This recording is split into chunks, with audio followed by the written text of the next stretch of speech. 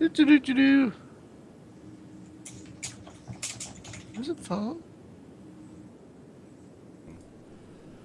Even Um, now, it'll take it a okay. second to catch up on the. Okay, there it goes.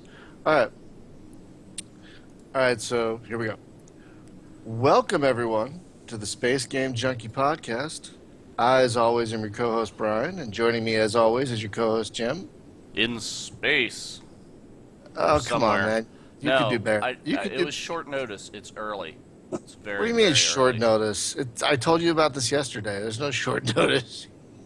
Well, it takes me a long time. The magic can't No, happen no, that's overnight. fair. Folks, due to time zones, we're doing this a little bit differently this week. It's where I am in Los Angeles, 6 a.m. Where our guest is, it's 2 p.m., I believe. That's right. Uh, yeah, so our guest this week is Sam Albin. Did I say that right? You did, yeah. Awesome. He is the developer of a little indie space game. Well, I shouldn't say little, but I found out about it totally at random from a sale on Shiny Loot. That's how I found out about the game. It's called Space Salvager. And once I started playing, I'm like, I got to talk to this guy because I am digging this game. So Jim has it up in the stream. So Sam, why don't you give us like the elevator pitch? Like throw out to the folks on the stream and on the podcast, what is Space Salvager? Oh, space. How to describe that briefly? It doesn't have to be brief. We have an hour. It's a space game that you can really make what you want from it. You can go around shoot pirates, or you can go around and hide from them, or just mine asteroids and do whatever you want. Really, it's not a game that tells you what to do. Right, and I like that. It's very open-ended, which I do enjoy quite a bit. Now Jim has it playing up in the stream, um, but so he's been playing it a little bit. But one of the things I love about this game is the job board, because I always love a good space game, a good open space game with a good, solid. Hey, these are all the things you can do. Or you can just do whatever you want. But if you want a little guidance, here, take a mission. And I do love that. So this is kind of an interesting game because it's a top-down game. It's got would you? I don't know if it's full-on Newtonian physics, but I'd say it's a nod to It, Newtonian physics. yeah, it's the best I could do at the time. No, it's fine. No, I'm not being critical. I'm just trying to describe it. Now, I think what? it's Newtonian physics. Yeah. Yeah. Now, what did you build this game with? Because definitely, I think it definitely has a unique kind of look to it, which I do enjoy. But what kind of engine did you use to build this thing? It's written in XNA. Oh, So, what is XMA. XNA for people like me that don't know?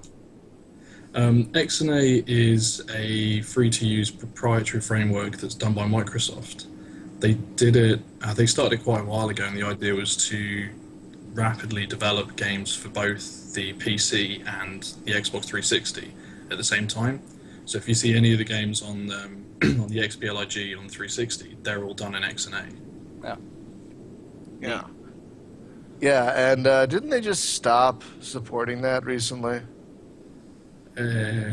Officially, I think they've stopped developing it, but Ah. there's an open source version to it, which is called Monogame, done by like the community. Oh, that's And good. yeah, I mean it's really good because the idea is that they wanted to target more platforms than just the two by Microsoft. So theoretically, you can take your XNA game, put it onto Monogame, and then put it onto Linux, for example. Oh. Are you going to do that, or have you done that already, or I, is uh, that I, wrote, is that in the cards? I wrote my dissertation on taking a Windows game to Linux, and the actual example I did was to try to take Space Salvager onto Linux. Oh, very nice. It's really, really hard.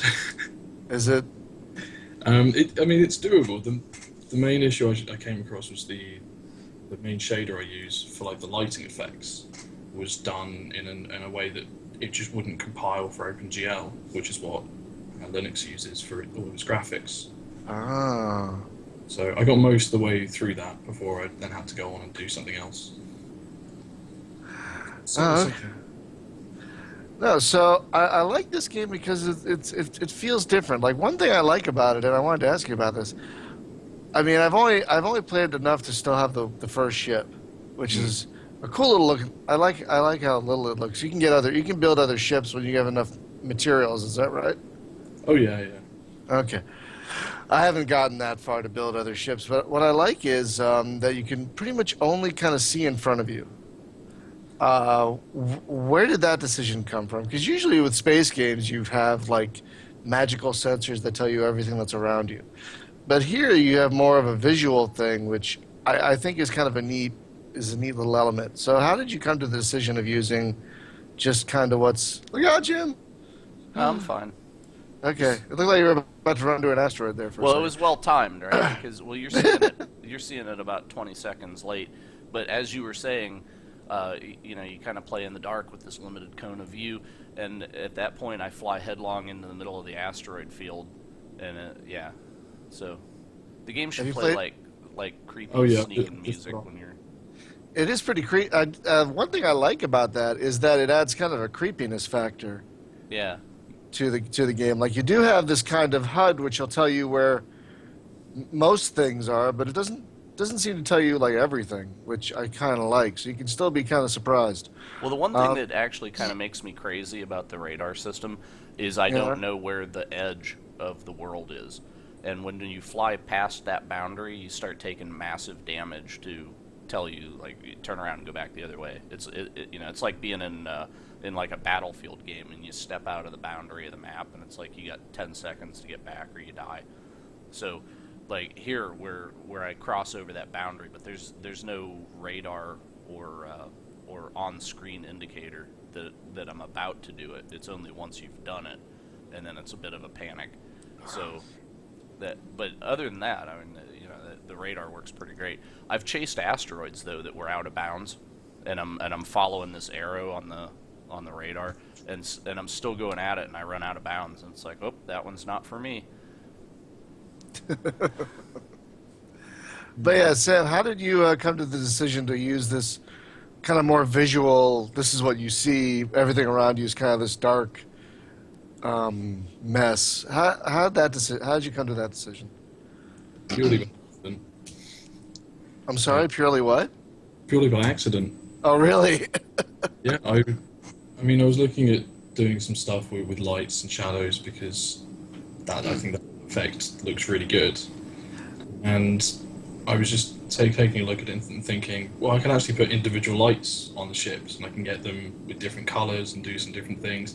And when I put them in essentially like a 45 point, the effect that came out, I just really, really liked because space is dark unless you have actually got a light, everything is in pitch black. And which one was it? Not Game City. It was a Games Expo I went to in Norwich about this time last year, I think. When I showed this effect off to a bunch of people, and people just really liked it. Yeah, I mean, it definitely adds a suspenseful kind of creepiness factor. What is that? Is that like a wormhole or something? Or is that an asteroid? That green thing? Yeah, these are Mm. they're like junk piles. Yeah. So I'm Oh. sort of junk mining. See, they even have like old tires in them and stuff. If you look really close, as it's spinning around. Eh. So the one thing that I found my first play attempt was a brutal failure because I went into the ship customization and I immediately took the mass driver off and I said, oh, I can put a second laser. And I then realized that you can't mine these asteroids without the mass driver. At least, Yeah. does it required, or is there like a laser that can do it, or the No, lasers it's just affect shields or what? it. I mean, the laser will do a very minor amount of damage to actual like ship armor. I think the armor itself on ships has a polarization, and the higher that is, the more of that it will reflect from a laser. But it should annihilate shields far more than the mass driver will. Oh, okay. So you need a So combination of the two in order to take an enemy ship down. Like you get rid of their shields with the laser and then kill their hull with the mass driver. Yeah. Or you can work as a team with someone else, and you can like specialize in taking down shields, and they can specialize in taking down armor. Oh, cool. So since you did this in XNA, which is the Xbox's framework as well, did it get an Xbox release? It was originally actually going to be 360 only, and as time went on, as I was putting through review, which admittedly it was far too early to actually get it published, I was finding that it's incredibly difficult to get it through peer review because Microsoft won't review it themselves. what? They give it to the community, and then you get, I think the number is about 7 other developers to review it on the 360, run it through the evil checklist, and make sure that there's no explicit content, things like that, and that the game actually works and that it is in fact a game.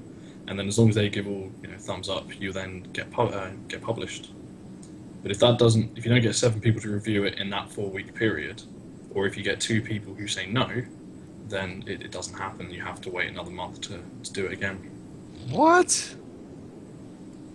Yeah. That seems a bit kooky. I'll take green light, please. Thank you.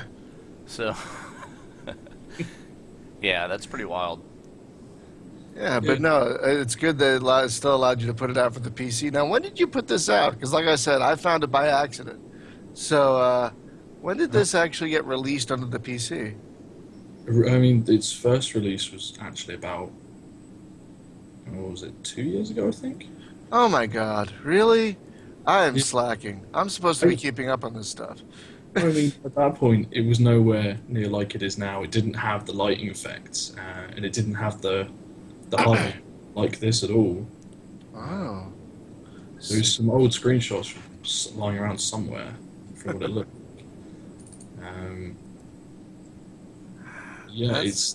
It's gone through quite a change over the last 2 years.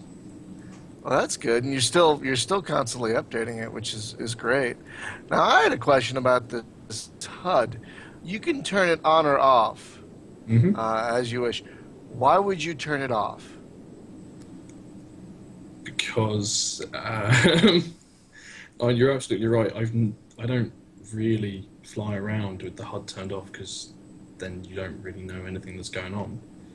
But I wanted to give the player the option to be able to fly around, without that information, just to, feel like you are actually flying through space without. Okay, well, that's fair because giving players choice is always a good thing. So that's a totally reasonable answer, is to give them the option. Turn it on What strikes me is that given that cone of light, it's kind of like you're flying around with a flashlight, and yeah, it's pretty much what it is. Cool. Yeah. What I think a natural extension of that would be is if you took it from a space game and made a submarine game, because just looking at the background, it almost kind of looks oceany and there's clouds and whatnot. Because if you switch this up to a submarine thing, then you can actually have terrain that's in there and little fishies swimming around, and I think that would be a graphical playground that you could have some fun in. Ocean Salvager? Yeah. Exactly. I was thinking at one point of just like stripping all the graphics out and replacing them with ocean things, just to kind of prove the point that video games aren't made by their artwork. No, this is very true. Or you could have space sharks and just go totally weird with it. Just have little fishies out in space. I would enjoy that. It's almost like when like little critters in space, when the light hits them, they scurry away, and it makes them really hard to shoot, right? Because I don't know. I just think that would be kind of fun as an experiment. Like when you're done with this, like what else could you do with what you've built? So, yeah. So whereabouts are you located anyway? I know you're in Europe somewhere. I'm in the UK. I'm right in the middle of the UK, in fact. Oh, good. I can find that on a map. Thank God. We Americans are geographically challenged. Did you see that one thing where they showed a map of where people thought Crimea was? And it was too oh, sad. it was awful. I mean, some people thought it was like in America. Like there were some dots in The, America, yeah, and because there were Putin dots. totally invaded America, Yeah, and there and were dots Obama all did over, nothing about it. and there were dots all over Europe, and there were dots all over. It was really depressing, actually. Really, really depressing. So, what I like about this game is you can fly around like Jim's. You don't have a mission right now, Jim. You're just flying around I do harvesting. have a mission. Oh, And you I do? failed it. Okay. I did not. Oh. I'm not certain what I was supposed to have done. Oh, Actually, it tells you everything. no It tells you jobs. how many. It tells you See. how many jumps it is away and everything. Hmm. But if you don't want to take mission, you just fly around and salve it and mine asteroids and do this junk. Oh, you Yeah, I think did it was fail your actually a mission. salvage thing. I wish I could see a record of what I was supposed to be doing though, because I got here Yeah. and the only thing that was here was those junk rocks. So I thought, well, I have to be mining those. So I was doing them as fast as I could, but I still failed. So, oh well, Oh, well, you failed. that's okay. But yeah, I do like how you can just fly around if you want, and the universe is pretty big. Like there are, go to the map, Jim. Go to the map so people on the stream can see the map because the Right. So map I'm here in has. Mudspell, and then if I go to that, then I see. It took me a second to figure out the map thing, and it makes sense now. Like once I discovered it. Yeah, the map is pretty cool. Now, there are what, about a dozen or so regions in the game, and each of those regions has, oh, it looks about a dozen. Each of those regions has several different spots you can stop and do stuff. Mm. Which There's is about not, 11 planetary systems. oh, okay. And so with all the little bits in the systems, that's about what, around 100-ish different places you can go to do stuff?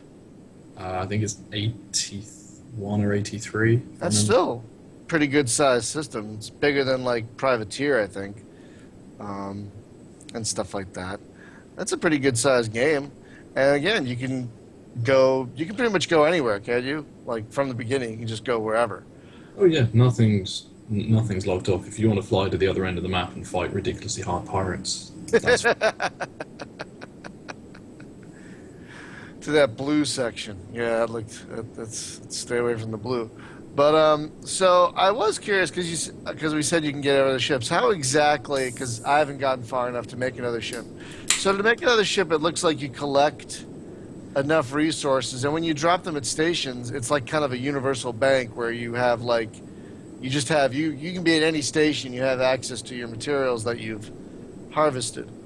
It looks like once you collect enough materials, you can build a new ship out of it. yeah. There's the three resources: is machinery, electricals, and then metals. And depending on what metals are used to make the ship, will then alter its mass and its hull. So you can use. Oh, I'm trying to remember the name of the metal now. Um, there's a really heavy metal you can use, which makes the mass fairly high, and therefore the hull a lot higher. So although you won't be able to travel quite as fast and turn quite as fast, if you actually get hit all the way through your armor, you'll take a lot more to actually get destroyed. Oh, I see. Okay, so you can. There's a lot of options to customize your ship just based on the metals you use. Oh, there's only three types of metals. So Oh. Oh, okay. There's iron and there's something else. God, I forget. So I can't buy a hull. I have to manufacture that. But then I buy components to put on. All right. There's aluminum, there's tungsten, and I guess there's iron. I'm a little that's bit the one. I'm a little bit leery of this NHSA enforcer. I feel like they're listening to this podcast. Oh wait, no, that's the NSA. Never mind. So it looks like there's about a dozen ships you can build. That sounds about right. It's 16, maybe. Yeah, It's, about a it's, dozen. it's been a little while since I actually last looked at this. Oh, really? Ooh, I'm buying a ship. Here it comes. Oh, All right. can you do it? Can you get one? Yeah. So there's tungsten, iron, and aluminum. All right, and Right. I get to choose what mix of that I guess I'm going to use to satisfy the requirements. Ah. So I could do it with all tungsten because it'll be awesome. Ah. That's cool. So you're going to get a traveler. Yep. Well, I think I am. I clicked That's what. manufacture, but it's not giving me a confirmation of that. Well, I think you have to go to the hangar once it's manufactured. Yeah. Hmm. Maybe. Let's see. Nope. Same ship. Interesting. Uh-oh. Hey, is Sam still there? Uh oh. Well, I think. Oh, he just Sa- muted. Now I You hear guys him. still there? Yeah, we're Yeah. still here. Hey, Hey. did your tablet get all funky on you? Yeah, it just went silent and then decided to restart Skype. Oh, Ah, interesting. that's But it's nice that weird. it rejoined. I was sitting here and I'm like, I built a ship, and then it wasn't building, and then you were gone, and I was like, oh my god, what did I say? So So, yeah, so I went in. I went to manufacturing, and I picked the ship that I want, Yep. and then I adjusted which metals I wanted in the ship to. Yeah. Yeah, and then I hit manufacture, but it's not manufacturing. Is there something else? Am I missing something in the interface here? I didn't think so. Hmm. My decided that it doesn't work, but huh. Oh, Skype has died again, oh no. and he's back. It's, hey, yeah, sorry, everything is restarting apparently because I just lost the stream as well. oh my gosh. It chooses right now to run Windows Update, probably. So That's not Oh it is man. Tuesday. So Tuesday, time for an update. yep. Especially with the massive pile of phone updates they put out yesterday, and that Surface is running Windows 8. So yeah, Oh really? yeah. But anyway, so yeah, I'm clicking on manufacture, but I'm not getting it. So maybe I need to put the balance back in the force. It should be if you've got enough metals, electricals, and machinery, it should work. Yeah, it said that I was good. I had 31 of 75 on electricals, or no, that's machinery. 32 of 100. No, you don't have enough, man. Oh, well, wait a minute. No, it said requirements were met though, right? Yeah, the second number is how much of it is actually on hand, not Oh. what's required, right? So, Oh. or I think, I don't know. Let me go back and look at this thing. All right, do go on. Oh wait, it looks like. Oh wait, no. So we're- it requires 100 electronics and 75 machinery. And I don't think that I have that. No. So that's my problem.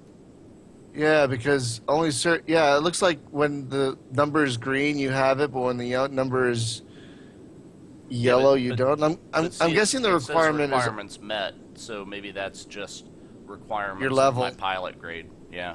Yeah, that's what I'm thinking. Okay. Yeah, so you got to go out and mine a little more. But take a mission, man. Don't forget to take a mission while It's you're out dangerous out there. Take a mission with you. there. Take this mission. Yeah. So how are the missions generated in the game, Sam? That's a good question.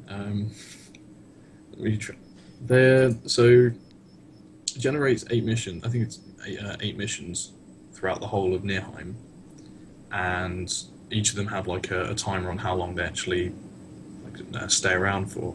Right. When that timer runs out, it then generates a new one randomly, and it tries to distribute them evenly, like across the entire of Nirheim. And then the further away those missions are from the planetary system that's assigned them, the more they're worth, as well as how many you have to kill and the level of the mission. Oh, that makes sense because there's a lot of travel time involved. And if your ship isn't fast enough, you could probably fail the mission because you didn't get there fast enough, quickly enough. It also costs to jump through each gate. Oh wow! So you have a thing. That's one jump away, Jim. Harvest the boneyard. First boneyard. Yeah. How did you? Sorry. Go ahead. Well, now that I understand that this was originally developed to be an Xbox Live exclusive thing, a lot of the design decisions that I didn't understand, I do now. Like why the circular radar, that's around the ship, and just things like that. So knowing that it was supposed to be an Xbox arcade game, it's like, oh, okay, totally, I get it now. No, it plays a lot better with the gamepad. I found that out too. Because, at first I was like, oh, keyboard, sure, fine. Then I play with a controller, and yeah, a lot better. A lot. That's what it's meant to be played with, is a controller. It's just, There's a touchscreen version on somewhere on my machine as well. there is. Yeah, it's terrible. Were you developing it on the Surface? I was, yeah. I was hoping to get funding from this Nokia Microsoft project, who were at the time funding absolutely terrible projects. And apparently mine wasn't bad enough, so Wait. Okay, wait a minute. Side note. Go back. What are you, what is? Please expound on that. Please expand on that more, because that sounds like a funny story, and I want to hear it. it's not that amusing. I mean, there was a project I can't remember the name of that was joint between Microsoft and Nokia to basically no one was making games for Windows 8 Mobile or the Windows 8 RT, so they were trying to fund ideas and projects and stuff to get people making games for them. And I think that there were quite a few projects that were done that were quite good, but from the ones that me and some friends were looking at, we were just questioning why they were giving funding to them, because they had no real experience in making these games, and these games didn't actually come out either, because there was no stipulation to actually succeed in doing it. What? Oh, so it was kind of like, here, we'll write you a check, and you tell us you're making a game, and we'll just agree. Yeah, I mean, they wouldn't give you all the money up front. It was an incremental thing, but yeah. That is kind of wacky.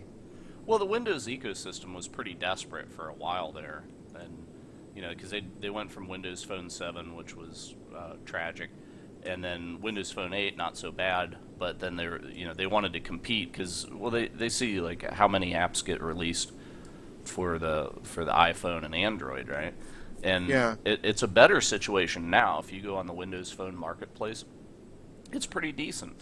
But a lot of it, unfortunately, that market as a whole has gone toward freemium kind of Plants vs Zombies or it's the very light games, right? And which I have a buddy that works actually at Zynga now, and it's the whole Farmville thing and that he has sent me pictures of the office building that they're in, and it's Right. incredible. It's like a super mall from the 80s. That just where it's just like a giant building that takes up a city block, but it looks like a shopping center inside, and it's just like a playground for programmers. And I'm like, really? You bought that with Farmville? So apparently there's a lot more money there than I had realized. Yeah, they Wow. Oh my gosh. Ugh, damn it. Sorry, I just got distracted by a cat. make what happened. Really wanted to come up in my lap. What are you doing, buddy? Anyway. So, yeah, I've played this game for maybe an hour or two. A couple different profiles. Because I think one profile I had, the first profile I had, I got killed. Because I'm like, what am I doing? Flail! And then I Yeah, went is death someplace I probably permanent? shouldn't have. You lose the ship that you're Oh, in. okay. Yeah. It's not a good time. So No, I that's- started a new profile. That's worse than dying. That's losing your ship. Yeah, I got a little cocky and went someplace I probably shouldn't have. And, well, obviously shouldn't have. And yeah, just. and lost my ship. So it is kind of a dangerous universe, and there are piratey missions. And combat is kind of crazy because you only have a light and you can only see certain places. So it's a little kooky. But yeah. The AI is really strange. Wait, say what? Why? Why is the AI really strange? Well, the original AI for this used finite state machines, which is like a fairly kind of standard way of doing AI, and it's fair. Oh man. His Skype has rebooted again. Oh my goodness. Wait, I think did we lose him entirely? I don't think so. He's still in the thing. He'll be back. Oh, It'll reconnect. I have faith. I hope so. I bet Okay. what happened, yeah, because it's Tuesday. I bet your machine's patching in the background. Yeah, I hope not. Well, actually, if it is, that means that's exactly what's wrong with it. So, Yeah, at least that's something. But so you were saying about the AI, I think something about natural numbers machines, I think you said? oh yeah, I was using finite state machines, Finite state machine, sorry. yeah, which are fairly logical. And then, as part of my university AI module, I did fuzzy state machines, which are a lot less predictable.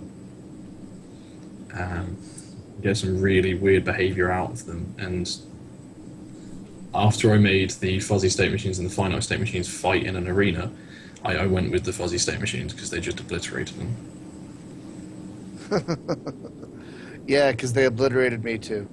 They were kind of brutal. You know, actually, that gives me an idea for a game, right? Where you could actually it would be kind of like AI War, where you'd have the fuzzy state machines and the solid state machines. Oh. It's the two empires of AIs that don't get along, and then they would have to fight to see who was actually better in a cage match. Hey, I made it. Legit. I completed the mission. I just saw you run into that junk asteroid, though. You got a good chunk of damage out of that. Little bit, little bit. I'm not a good pilot. What you should do is the best, because there's this thing called the decelerators. That's what they're called, right? I think the decelerators, and like if you turn those off, you can go so much faster. But you shouldn't go through an asteroid field with them. That's a very bad idea. But if you have a clear system, yeah, they can really help your travel time a lot. Yeah, Because that's in there for. yeah, they basically turn off your speed limit, like it's a governor or something you have in your ship, and that turns that off. So that's pretty awesome.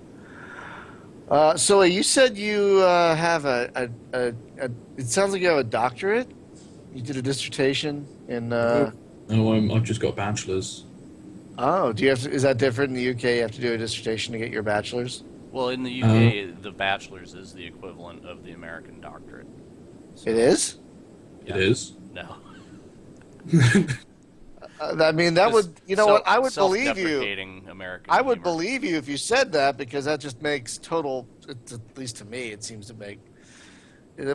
I would believe that. I No, would we not. just give bachelors away here. It's a Hey, you need it I worked. don't even apply at Walmart if you don't. Have it. I kind of half-assed worked for mine. Uh, I C plussed my way through that. Yeah. My associate's degree was basically proof that I could show up on a schedule. And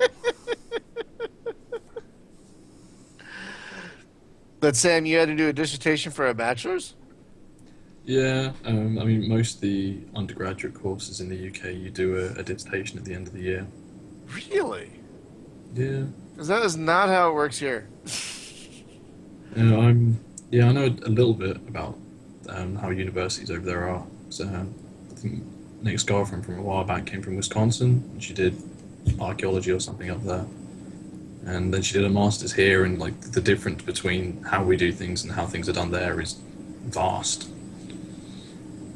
Oh God, I can't imagine. I could only imagine. You know, I mean, I've heard just how the public schools are miles different over there than they are over here. so, what does an education cost over there? Does it all come out of your pocket, or is it publicly funded, or how does that work? You for university, you do have to pay. I paid, oh God, how much was it? Three and a half grand a year, which at the time was sort of the set limit. That's what everyone paid. When the Conservatives and the Liberal Democrats came into power a couple of years ago, they upped it to about 9,500 a year. Wow. Yeah, it costs that a week here.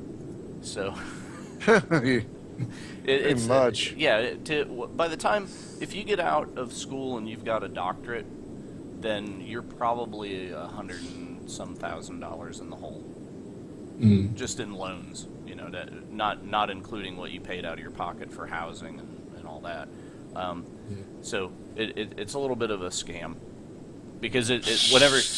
Well, see, with the UK and just Europe in general, they have an understanding that when you complete your education, then it's time to go out and get a job, not for the express purpose of paying back your student loans, because then you're saddled for 30 years after school with just trying to pay those loans back, whether you use that education or not. So it's a little bit of a backwards system. Capitalism, yay. So, Capitalism, yay. well, you just pop out of university already enslaved to the bank. That's the problem. So were you in college when you made this game, Sam? Yeah, sorry. Sorry, college and university is two very different things over here. Oh, Uh, wait. What are the? Okay, sorry. Were you in university, and what are the differences? well, I went to school until I was 16, and then after that I went to college for 2 years, and then university. Huh. Is that the typical path of a student in the UK? Yeah, if you don't have what we call A levels, which you get from college or sixth form, then you're probably not going to get into university. So what is college for? Is that sort of a pre-university warm-up? Like, is that where you get your fundamental things, like your advanced math and English and that, and then you're ready for the university courses, which are not just all fundamental and everybody takes the same thing? Yeah, pretty much. Okay. I don't know if they've changed actually, but you used to be basically done with school at the age of 16. Huh. Although no one would leave school because you're not going to get a job, because everyone then goes on to college because it's free. Oh, it's free. You see, Brian, we were born in the wrong place. That's Yeah. I think my adoration of Doctor Who and Red Dwarf helps prove Oh. that I was born in the wrong. But yeah. So this game, how long did this game take you to make? Solidly, I'd say about a year and a half. Oh, okay, that's pretty good. That's a pretty good chunk of time. I started it near the end of my second year, and then I went on placement running my own company with a friend of mine who did all the artwork. Oh, It went through such a change from like the beginning of that year to the end of it, because I was learning loads of different things and techniques, and then the actual like the way it's presented now with the UI and the way the missions are done and the HUD, that all got redone in my final year at uni when I was basically not thinking about Space Salvager at all, and so it was in the back of my mind the whole time. And yeah, it looks remarkably different from how it was at the end of at the end of my third year. and then you're still adding stuff to it. It looks like you patched just recently. I did a hot fix to something that the game wasn't heavily broken. I'm trying to remember what it was it fixed now. It was back in February, I think. Was the last Oh, patch? yeah, no, that was the one I did for DeZero. I was working on getting the network multiplayer working, and because of some stuff that was going on at the beginning of the year that crippled me from being able to work, I ended up not being able to finish that. Wait, what? Wait, what happened? You got crippled? What? No, I mean, like, it basically stopped me from being able to work because of what was going on at the time. Oh, okay. So your company is called Two Person Games, and I'm guessing that's you and that artist fellow you mentioned? Originally, yeah, but he's moved on to do other things now. Oh, so now it's just one person games? Yeah, but still two person because I can't change the name. well, I you guess just need to that's get true. another person. Maybe if, Yeah. you know, you Yeah, just have to meet the right person. there's a friend of mine who's doing some artwork for the next game I'm doing. Is that another space game? Unfortunately, not. It's I don't know how to describe it. It's a story-driven RPG that focuses on depression, abandonment, and betrayal. Ooh, Oh, it's a game about my life, basically. and That's mine the. as well. Well, mine, yeah, but it's set in a cyberpunk future, so that's cool. Oh, that sounds awesome. Now, are there going to be plans to continue to add to this game? Because I'm trying to get more people to play it because I really like it. I gotta say, because I like the openness of it. I really like flying around. It's kind of fun. Not kind of fun, but it's fun. And I love the missions. I mean, I'm a huge fan of missions in this game, types of games. You know what I like? So, I what like do the you like? I like the music because it's a very Brian Eno-esque ambient background thing, and I can just kind of leave it run in the background, and it pleases me. So where did the music come from? The music came from the aforementioned artist's brother, a guy called Stephen Rotherhood. He has a band that I cannot remember the name of, and they did a sort of rock fan song for this. That's funny. Yeah, because the music is pretty relaxing. It's something you'd probably want to listen to as you're flying around a spaceship. It could actually be Brian Eno's music for Spaceships album, if it had ever been made. There's an actual music There's for a, spaceships no, there's album? music for airports, Oh, which I urge I was you gonna to say. seek out. That and Trouble Man. You should listen to both of those. I've seen Captain America, so I did listen to Trouble Man. I wonder. Just I the, wonder just, what just happened. the just the I just the wonder main what song. happened on iTunes with the Marvin Gaye soundtrack for I Trouble can't Man. imagine. I can't imagine it didn't not get picked up by a lot of people. Oh yeah, because people were like, "What?" And yeah, it's exactly the kind of jazz that I like, mixed with It's a great song. a '70s blaxploitation picture, which is also in my wheelhouse. So, what could be wrong? I own the movie actually, so it was no You do giant not. surprise to me. Yes, I do. So that must have been a surprise when. Yeah, I was like, "Oh, really?" Yeah. Have you seen the new Captain America movie, Sam? Oh yes. Yeah, I don't know if you guys knew this, but I saw that, his little to-do list from the front of the movie where he's told he writes down Trouble Man. Apparently, it's different in different regions. Really? Yeah, like like the list is different in the UK, and apparently it's different in Asia, and apparently it's different in America. Why? Because I think the UK one, it looked like the UK one, includes things like the World Cup and stuff that like Americans wouldn't give a crap So they wanted to about. have universal appeal by. Yeah, Uh, yeah, Why would you exactly. care about the World Cup here?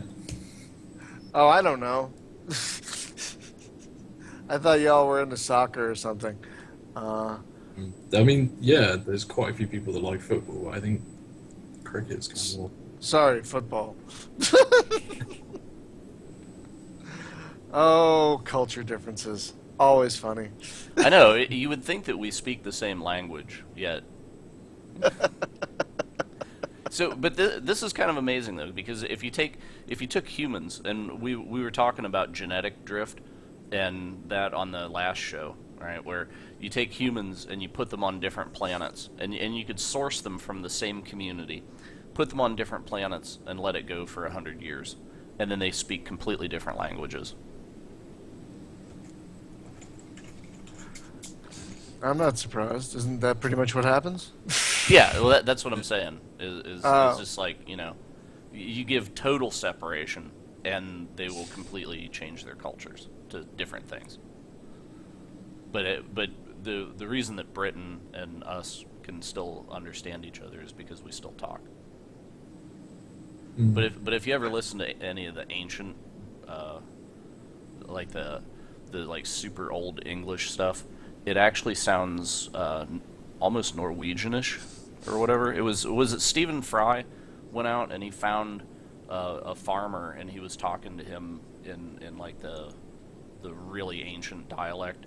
And I think he was a Norwegian farmer, and he was standing there talking to him about his cow, and they were almost speaking the same language. It was kind of neat. But I like Stephen Fry. He's a good guy.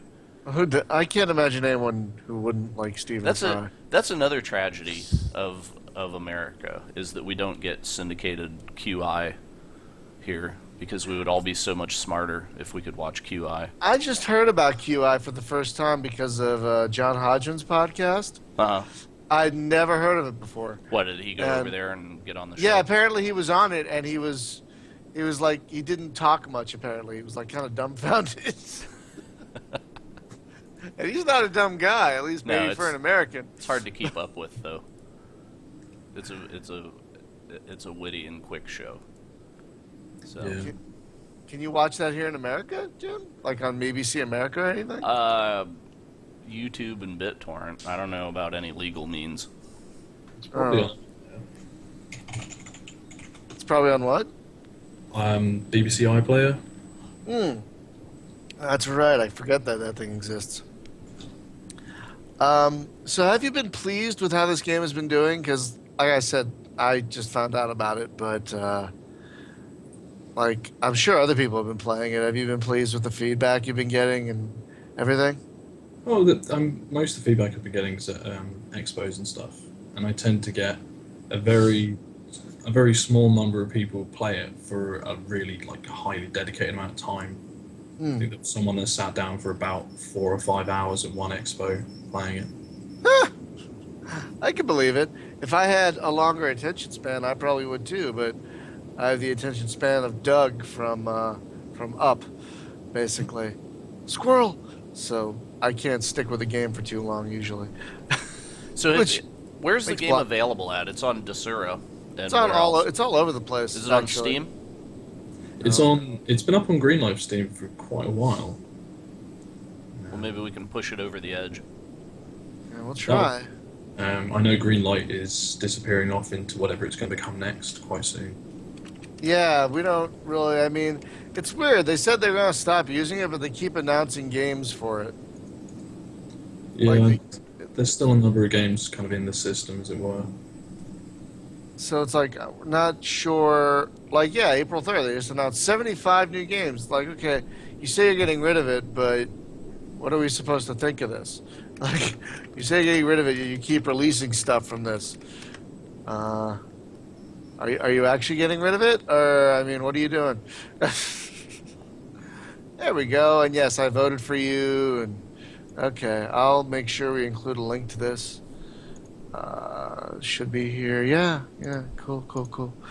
I see. Do the launch for Greenlight when they did that. Purely by accident, there was this big indie meetup thing going on in London, and then Valve said, "Oh, we'd like to go there and announce something, but we won't tell you what it is." Ah, that's nice. It was good. It had an open bar that Valve paid for, so. Oh wow, that must have been great. Yeah, did you get to meet Gabe? Was he No, over there?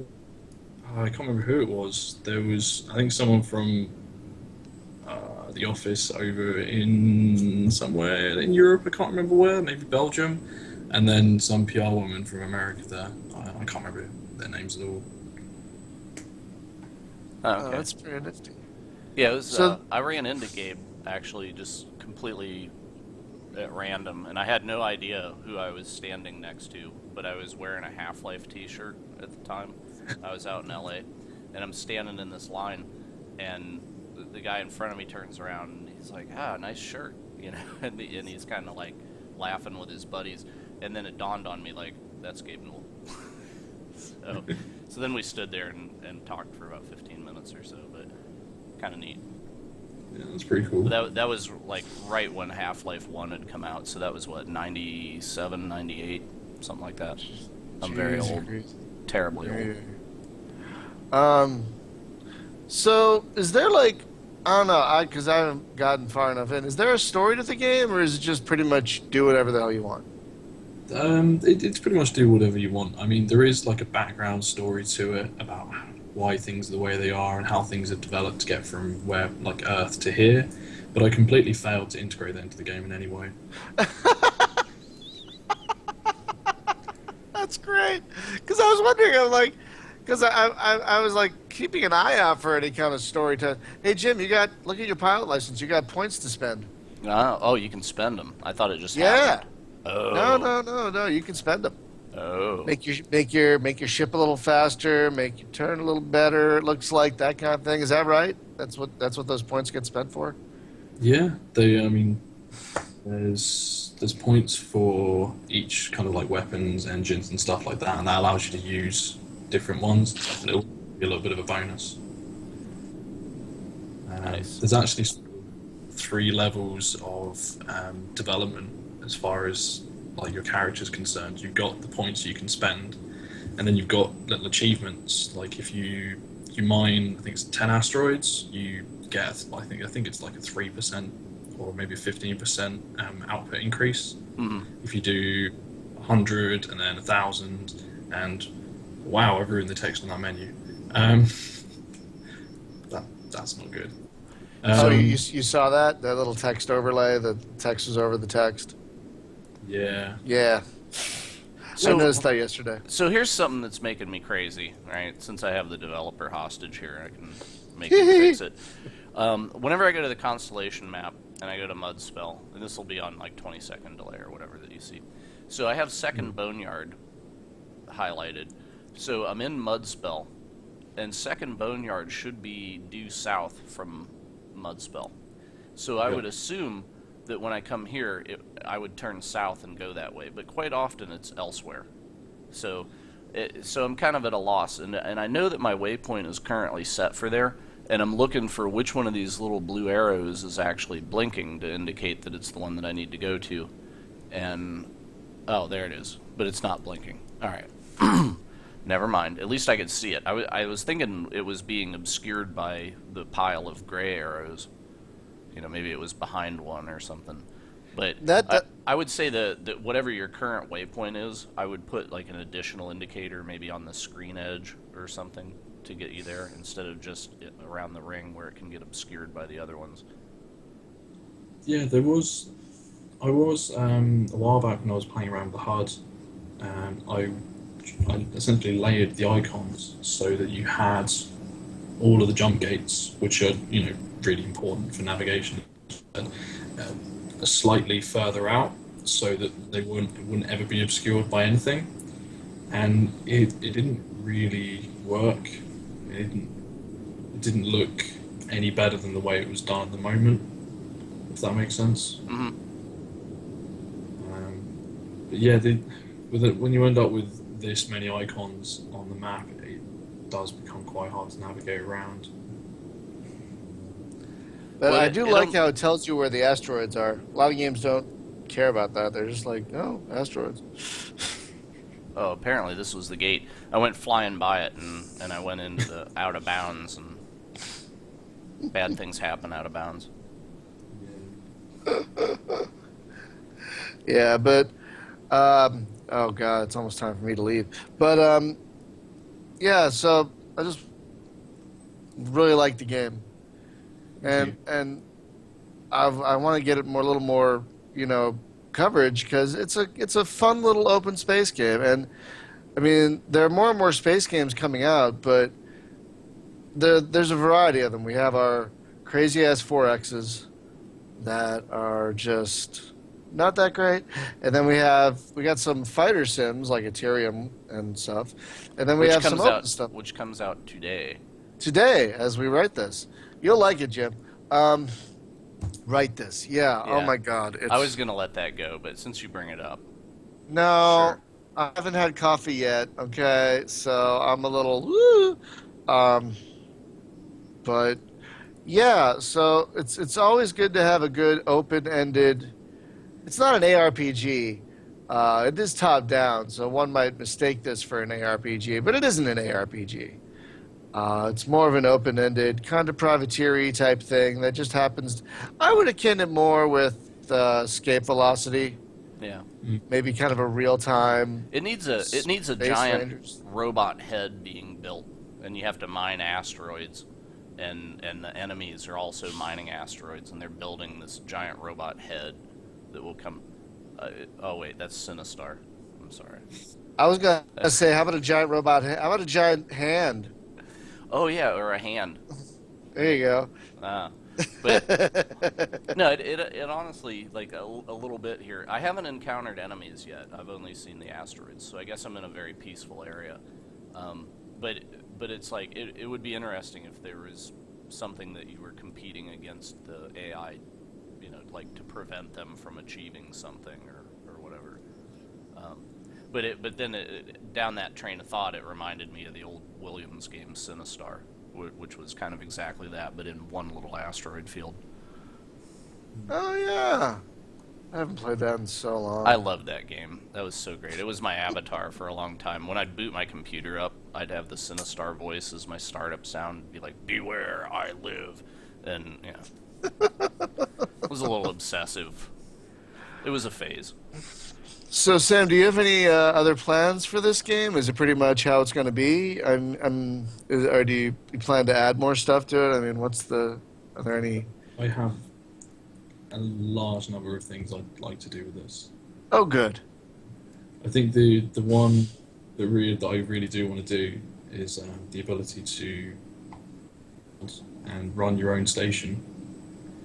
Ooh. And with that, add the idea of actually being able to get out of your ship and walk around this station. Because with that comes the idea of because there are, I think it's 2 or 3 specific pirate factions, and with being able to build your own station, they would then be able to build their own stations, and then you would be hired on the job board to go blow them up. And you can either go down there and brute force it by hurling tiny asteroids at this station until it blows up, or docking onto it, running around and blowing it up from the inside.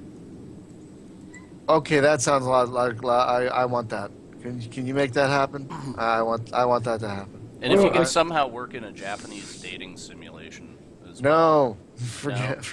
The Japanese dating simulation has always been on the back burner. Well, maybe it's like you have to find 2 compatible asteroids and then tractor beam them together so that they can love. No, wait, you can tractor beam. You can like.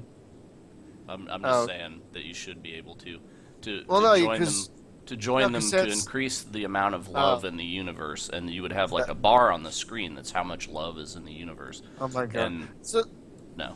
No. He said you could hurl asteroids at space stations. Is that like? Okay. Because I don't recall anything that lets you grab asteroids and throw them. Your mass driver fires tiny asteroids. Oh, is that what it's firing? Yeah, it's not very clear. That's hilarious. No, that's cool because there's the 2 weeks ago we had an author on the podcast who writes these space opera tactical shooty books. And it's got great combat, but one of their main weapons, especially against planets, are just big rocks. Basically, big hunks of metal and big rocks, and they just throw them at shit. If you've ever seen Babylon 5, that's what they do to the non-homeworld. Oh, really? Yeah, they just throw asteroids at it. That sounds terrible. It was but horrific. terribly efficient. Oh, yeah. You don't really need physical materials when you just hit something with a rock that's about a mile across. It takes care of everything else. I don't think you could top that by strapping a bomb to it. Oh, that's what they did in the last Starfighter, too. To take out the base. Yep. Oh Just no, threw out of bounds. What are you doing, Jim? That comes without warning. Yeah, it really does. Well, we got to wrap this up because I actually have to go to work. But, but Sam, I want to thank you for coming on, taking the time out of your day to talk with us about your game and about a bunch of other stuff, too. Good. I apologize for not being as on point as I could be, but I have no access to coffee right now. Yeah, it's been fun. And folks, the game is Space Salvager. I don't know why I keep wanting to say like Salvager. I don't know why I keep wanting to put an N in there somewhere in my brain. But it's Space Salvager, and it is a good time. You can get it on Desura, on Shiny Loot, I think Gamersgate as well. And upvote it on Steam Greenlight so we can get it there. It's your mission. Go now. But it is an enjoyable game, and if you do have a gamepad, I suggest you play it with that because it's definitely more fun than the keyboard. I think, but that kind of makes sense. It's kind of made for the Xbox. Anyway. Yeah, but I'm doing all right with the keyboard. Whoa. Yeah, no, it's not lost fun. it. It's not fun with a keyboard. It's fine. I just think it's a little better with the gamepad. It just feels better. It just controls better. But that's a lot of things. Well, maybe I am thinking Space Scavenger Knack, which, yeah, I don't even know if that's a thing. Yeah, it's just Space Salvager is the pirated version that someone's done.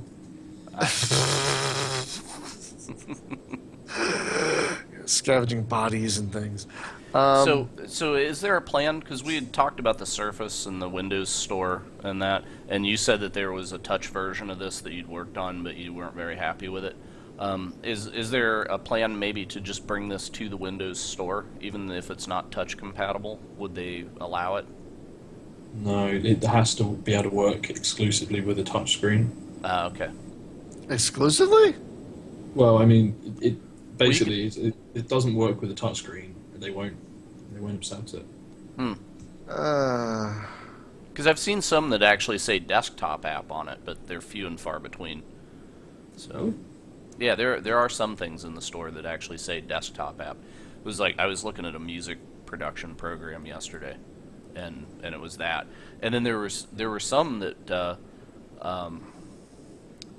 I forget whose product it was, but it was a video editor, and they said this is only available from the producer's website. So the store item just redirected me to the publisher's website, which is very odd. I didn't understand how they had a store entry for that there because they didn't even process payment or anything for it. But Yeah, that's strange. yeah, but I would like to see the Windows Store become an alternative route, much like Steam, for digital distribution, where it's like, hey, my game's on Steam, my game's on the Windows Store. It just depends on whose wallet you want to pay out of. It's like I want to put my payment details in one place, and then have that be my gateway to the software that I want. And I think that there should be no barriers about who can put what software in where. Maybe the store needs to be more tightly organized so that there's distinctions of that. But yeah, I think that's better, right? Like, instead of, I have to remember serial numbers and where did I buy this program, and I have to keep that email forever because it's got the serial number in it. No, just give me a portal, and I'd like to do that. They tried to do that with the Xbox One, and then everyone said no. That's true. Yeah, but we were young and ignorant. Now we know. We've seen the light. All right, folks. Well, thank you so much for listening. If you have any questions or comments or anything, you can get in touch with us at Hail, Hail, at spacegamejunkie.com. And please like us on iTunes and all that fun stuff. And what was I going to say? Yeah, Space Salvager. I keep wanting to say scavenger. Space Salvager is available all over the place. We'll include links in the post, so you can go buy it yourself. It doesn't cost a lot, yet it gives a lot. So go find it, buy it, and play it. And again, Sam, thank you so much for joining us. Thanks for having me. All right, bye-bye, everyone.